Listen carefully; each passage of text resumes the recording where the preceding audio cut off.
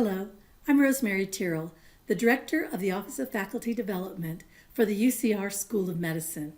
Welcome to our series on online teaching tools and tips.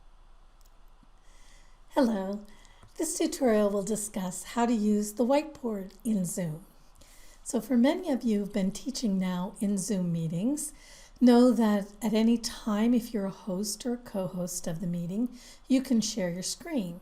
So what a lot of people don't realize is that you can also share the whiteboard feature in Zoom. So you notice here that I have two monitors that I'm working off of right now, and I can share the screen that I'm currently on or my alternate monitor, or I can select the whiteboard. So I'm going to select the whiteboard, and now I'm sharing the whiteboard with my participants in my Zoom meeting.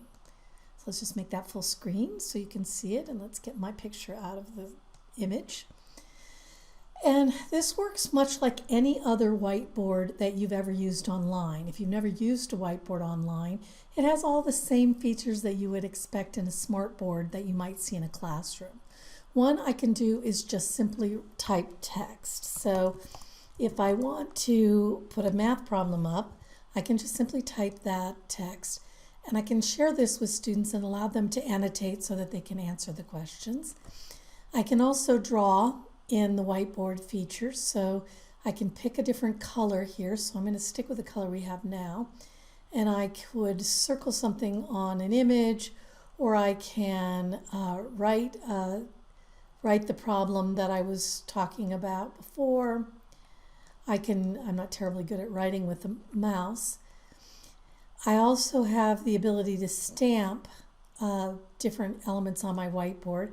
So if I want to say, please do this problem and this problem and this problem, I can just put those stamps on there. I can spotlight something that's on the board that maybe I've created before. So I can say, notice here in this problem, blah, blah, blah. I can also erase things like, oh, I clicked on something here, stamped something that wasn't needed. I can erase that. I can undo anything that I just did or redo it if I decided that was correct. And then I can also clear. I can clear only my drawings, which of course right now is all of them because I'm only one person in the meeting, or I have the option to clear just the viewer's drawings. So if I want to start again, I can create a larger thread for my drawing. I can do a certain amount of shapes in Zoom on my whiteboard.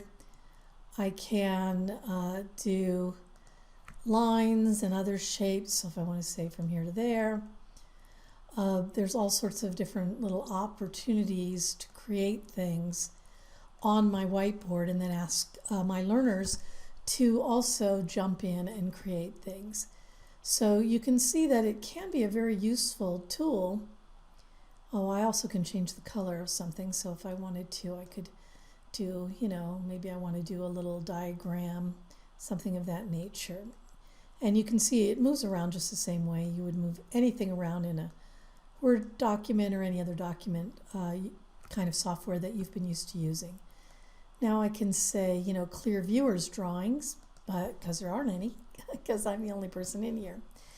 And it really is, I can also then save my whiteboard, and it'll show up in my Zoom folder when I exit the meeting, so that if there were problems or things that I wanted to deal with, so I could select also different elements that I now want to delete, or whatever it is I want to do with them.